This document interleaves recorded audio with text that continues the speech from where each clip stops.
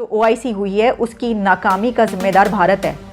यानी पाकिस्तान ने जो ये ओआईसी करवाई है, ये इसकी नाकामी के पीछे भारत का हाथ है। बड़ी जल्दी वैसे याद आ गया, इनको 2 दिन ही अभी गुजरे थे, फौरी तौर पर इन्होंने ढूंढ लिया।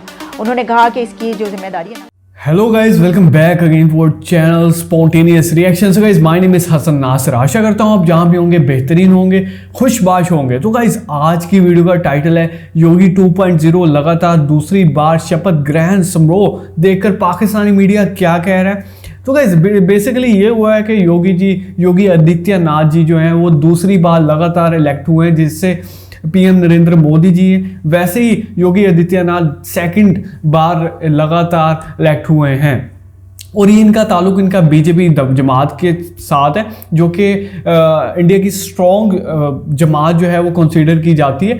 गाइज, पहले वीडियो को देख लेते हैं, फिर उसके बाद मजे की कॉन्वर्सेशन करेंगे। हमेशा काउंटिंग के साथ गाइज वीडियो को स्टार्ट करेंगे। 3, 2, 1 एंड स्टार्ट। योगी आदित्यनाथ है जो रियासत यूपी का वजीर आला रह चुका है, दूसरी मरतबा वो रियासत यूपी का वजीर आला बन गया है। जी हाँ नाज़रीन, खबर ये सामने आ रही है कि रियासत यूपी के अंदर योगी आदित्यनाथ के दूसरी मरतबा वजारत आला बनने की तकरीब मुनक्किद हुई है, जिसमें 70,000 के करीब लोगों ने शिरकत की है। जो ओआईसी हुई है उसकी नाकामी का जिम्मेदार भारत है। यानी पाकिस्तान ने जो ये ओआईसी करवाई है, ये इसकी नाकामी के पीछे भारत का हाथ है।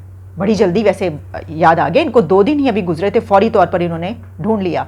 उन्होंने कहा कि इसकी जो जिम्मेदारी है नाकामी की वो भारत पर। और ये जो अभी आए हुए थे सारे हमारे मुसलमान ब्रदर इस्लामिक कंट्री, इनसे जरा ये पूछें कि ये जो यूएई, इसराइल, अमेरिका और इंडिया क्वाड 2 बना रहे हैं, उसका क्या स्टेटस है और मुसलमान दुनिया उसके बारे में क्या सोच रही है। पाकिस्तान, तहरीक इंसाफ और इमरान खान ने इस मुल्क को जहां पहुंचा दिया है, अगले 10 साल कोई 30 मार खान कुछ नहीं कर सकता। खबर ये सामने आ रही है कि इसराइल और तुर्की के दरमियान राबतें और कुर्बतें बढ़ रही हैं और इसराइल ने तुर्की के साथ मिलकर समंदर के अंदर गैस पाइपलाइन मुश्तरका तौर पर बिछाने का जो मंसूबा है वो शुरू करने का इंदिया दिया है। वो त्यारे लेते हैं, बोइंग लेते हैं, राफेल लेते हैं, S-400 लेते हैं, उनका स्टेटस ये है। अब चाइना एक्सेप्ट करता है, चाइना उनकी इस रीजन के अंदर उनको एक पावर समझता है। हेलो फ्रेंड्स, जय हिंद। हिंदुस्तान स्पेशल में आपका स्वागत है दोस्तों। यूपी विधानसभा चुनाव में लगातार दूसरी बार योगी आदित्यनाथ को पूर्ण बहुमत मिलने पर पाकिस्तान दंग रह गया है। योगी आदित्यनाथ ने शुक्रवार को लगातार दूसरी बार प्रदेश के मुख्यमंत्री के रूप में शपथ ले ली। लखनऊ के शहीद पथ के निकट स्थित भारत रत्न अटल बिहारी वाजपेयी इकाना स्टेडियम में आयोजित शपथ ग्रहण समारोह में राज्यपाल आनंदीबेन पटेल ने योगी आदित्यनाथ को पद और गोपनीयता की शपथ दिलाई। पाकिस्तानी मीडिया यह बता रहा है कि इस समारोह में 70,000 से अधिक लोग शामिल हुए। इस समारोह में प्राइम मिनिस्टर मोदी खास तौर पर शामिल हुए। दूसरी तरफ पाकिस्तानी मीडिया यह चर्चा कर रहा है कि ओआईसी के बुरी तरह से फेल हो जाने के पीछे भारत का हाथ है। यह भारत ही है जिसने ओआईसी को कामयाब नहीं होने दिया। आज की वीडियो में पाकिस्तानी मीडिया ने और क्या कहा। So friends, let's start this very interesting video. Thank you so much.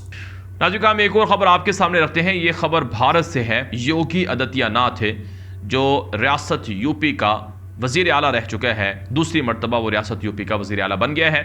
जी हाँ नाज़रीन, खबर ये सामने आ रही है कि रियासत यूपी के अंदर योगी आदित्यनाथ के दूसरी मरतबा वजारत आला बनने की तकरीब मुनक्किद हुई है, जिसमें 70,000 के करीब लोगों ने शिरकत की है। और यूपी के योगी आदित्यनाथ ने दावा किया है कि अब भारत को हिंदू देश बनाया जाएगा, हिंदू राष्ट्र बनाया जाएगा।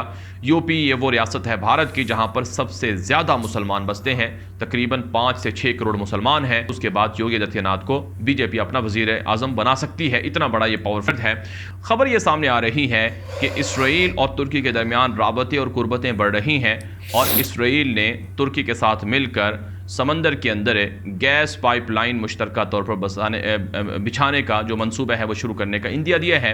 इसी हवाले से जो इसराइल के वज़ीर आज़म हैं नफ्ताली बेनेट, वो जल्द तुर्की का दौरा भी करने जा रहे हैं। इसराइल अपनी कुदरती गैस है तुर्की के रास्ते वो यूरोप तक पहुँचाना चाहता है, मुश्तरका मंसूबे शुरू करना चाहता है।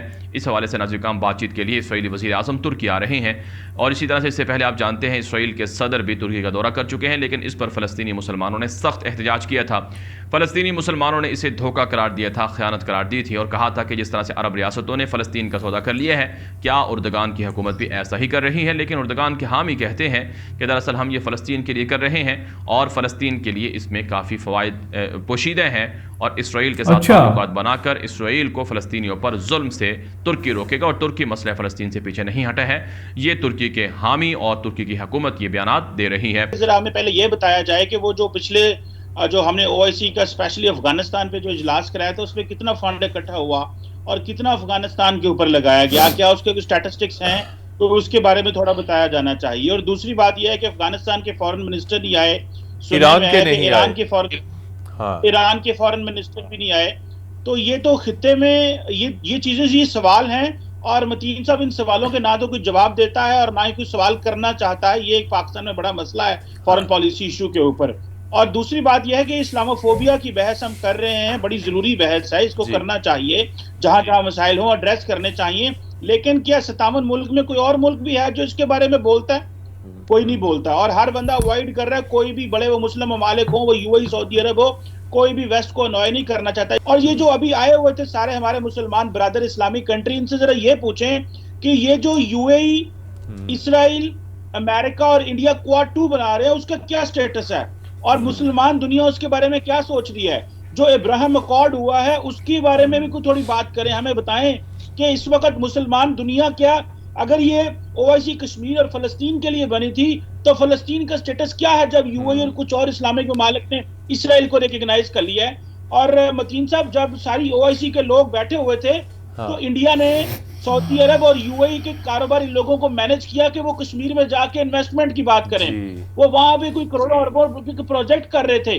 सो एक तरफ वो हमारी मदद को आ रहे हैं, एक तरफ वो दूसरी तरफ हिंदुस्तान के साथ भी कनेक्ट हो रहे हैं। बिल्कुल जी। और दूसरी तरफ देखा जाए हमारी तो कोई मदद नहीं कर रही। ये इजलास तो हमने 2019 में मांगा था। जो ओआईसी हुई है उसकी नाकामी का जिम्मेदार भारत है। यानी पाकिस्तान ने जो ये ओआईसी करवाई है, ये इसकी नाकामी के पीछे भारत का हाथ है। बड़ी जल्दी वैसे याद आ गया, इनको 2 दिन ही अभी गुजरे थे, फौरी तौर पर इन्होंने ढूंढ लिया। उन्होंने कहा कि इसकी जो जिम्मेदारी है नाकामी की वो भारत पर। अच्छा, ये उसी यही लिखा हुआ था वहाँ पर, ये उसी भारत की बात कर रहे हैं कि जिसकी फॉरेन पॉलिसी की वज़ीर आज़म ने तारीफ़ की है, ये उसी भारत की बात कर रहे हैं। और मैं ये सोच रही थी, इसके साथ ही मुझे एक और बात भी याद आई और वो ये बात थी जो कि इस वक्त चल रही है। अब ये किस हद तक सच है कि जो चाइनीज़ फॉरेन मिनिस्टर हैं जिन्होंने स्पीच की ओआईसी में, उन्होंने अपनी पूरी स्पीच में एक दफ़ा भी होस्ट कंट्री पाकिस्तान का ना तो नाम लिया और ना ही उसकी तारीफ़ की और ना ही शुक्रिया अदा किया, मतलब थैंक यू भी नहीं बोला उन्होंने। लेकिन उसके बाद ये बात कही गई कि ऑफिशियल्स ने रोक दिया कि इसकी इंग्लिश ट्रांसलेशन नहीं की जाएगी और पब्लिश नहीं की जाएगी। हालात जो है यहाँ तक पहुँच चुके हैं कि वज़ीर आज़म साहब जो हैं वो कोई खजूरें और आब ज़मज़म वगैरह जो लेकर गए थे वो भी वापस कर दिया कि नहीं भाई नहीं चाहिए। तो बात मसला ये है कि ठीक है, अगर कोई अपनी अलिया के साथ जा रहा है और वो साथ खजूरें और आब ज़मज़म लेकर जा रहा है तो नहीं, अगर किसी को चाहिए तो वो वापस कर सकता है, इसमें ऐसी कौन सी बड़ी बात है। आपके फॉरेन रिजर्व स्ट्रांग हो, आप इस तरह की चीजें तभी कर सकते हैं। ये तो पहला फंडामेंटल चीज ये है। आप एक फकीर हैं, वो एक कस्टमर है। एक कस्टमर और एक फकीर का स्टेटस आप खुद डिफाइन कर लें कि दरवाजे पे खड़ा एक कस्टमर, आपको उसको किस तरह आप अंदर लाते हैं और एक फकीर को किस तरह लाते हैं अंदर, मांगने वाले को। और उनका स्टेटस एज ए कस्टमर, वो त्यारे लेते हैं, बोइंग लेते हैं, राफेल लेते हैं, S-400 लेते हैं, उनका स्टेटस ये है। अब चाइना एक्सेप्ट करता है, चाइना उनकी इस रीजन के अंदर उनको एक पावर समझता है और उनका चाइना का बहुत बड़ा कस्टमर है इंडिया, भारत। अब भारत के अंदर एक बहुत बड़ा एक ऐसा ग्रुप मौजूद था, वो जो समझता था कि चाइना के साथ अच्छे रिलेशनशिप रखे जाए। अब जब दोनों कंट्रीज जिनकी एक्सपोर्ट अच्छी हो, जिनकी इकोनॉमीज अच्छी हो, वो एक दूसरे के उनको वो समझते हैं हम एक दूसरे की जरूरत है। आपने उसको एज ए ब्लैकमेल किया। आपने चाइना को ब्लैकमेल करने की कोशिश की कि जी हमारा दुश्मन और आपका दुश्मन और इसलिए चैलेंज मिलकर करें, लेकिन वो आपकी हद तक वो नहीं जा सकते। उसकी वजह यह है कि इंडिया जो है भारत के लिए क्लाइंट है, वो उसको खराब नहीं कर सकते। सो गाइज यहाँ पर वीडियो एंड करते हैं। तो बेशक वीडियो काफ़ी ज़्यादा इंटरेस्टिंग थी, काफ़ी ज़्यादा इंफॉर्मेटिव थी। इसके अंदर हमने बात की, सबसे पहले हमने देखा कि योगी आदित्यनाथ जी जो हैं बीजेपी से उनका ताल्लुक है और वो वज़ीर आज़म की सीट के एक स्ट्रॉन्ग कैंडिडेट भी कंसीडर किए जाते हैं। और अगर मोदी जी के बाद किसी को कंसीडर किया जाए तो बीजेपी की जमात कंसीडर करती है योगी आदित्यनाथ को। सो रिसेंटली इलेक्शन हुए थे यूपी के अंदर, तो उसके अंदर वाज़ेह अक्सरियत के साथ, ज़्यादा वोटों के साथ, ज़्यादा सीटों के साथ वज़ीर आला मुंतखब किए गए हैं योगी आदित्यनाथ। तो उनकी काफ़ी ज़्यादा पार्टी के अंदर काफ़ी अच्छी उनका एक प्रायोरिटी, काफ़ी इज्जत की निगाह से उनको देखा जाता है। तो उसके बाद इन्होंने बात की ओआईसी मीटिंग के हवाले से कि पाकिस्तान को एक बुरी शिकस्त हुई है, जिसके अंदर आप देख सकते हैं कि काफ़ी वज़ीर ख़ारजा तक, काफ़ी मुल्कों के इस्लामी ममालिक के वज़ीर ख़ारजा अफ़गानिस्तान, ईरान, उनके नहीं आए, उन्होंने नहीं इसके अंदर शमूलियत इख्तियार की। उसके अलावा अगर हम बात करते हैं तुर्की और इसराइल वो कंट्री है जिसको पाकिस्तान एक्सेप्ट नहीं करता है एज ए कंट्री, और उसी के साथ तुर्की जो है वो ताल्लुकात अपने स्ट्रॉन्ग कर रहा है। और तुर्की एक ऐसा कंट्री जो कि इस्लामी दुनिया के अंदर, इस्लामी ममालिक में सबसे ज़्यादा स्ट्रॉन्ग कंसीडर किया जाता है। उसके बाद कंसीडर किया जाता है ईरान को, फिर पाकिस्तान आता है तीसरे नंबर के अंदर। तो पाकिस्तान को ये बात खटक रही है, पाकिस्तान ये कह रहा है कि यार फ़लस्तीन पर जुल्म और सितम कर रहे हैं इसराइल वाले, तो तुर्की वाले क्यों साथ दे रहे हैं इसराइल का। तो तुर्की का ये मौक़िफ़ सामने आ रहा है कि वो इसलिए साथ दे रहे हैं कि इससे ज़्यादातर फ़ायदा फ़लस्तीन को भी पहुंचेगा, और हम चाहते हैं कि फ़लस्तीन और इसराइल के दरमियान जो है अलाइनमेंट होनी चाहिए। ठीक है, लास्ट में इन्होंने बात की कि चाइना जो है वो पाकिस्तान को उस तरह घास नहीं दे रहा जिस तरह वो दिया करता था, और पाकिस्तान को इन्होंने एक फ़कीर कंसीडर किया और चाइना और इंडिया को एक कस्टमर कंसीडर किया है चाइना का।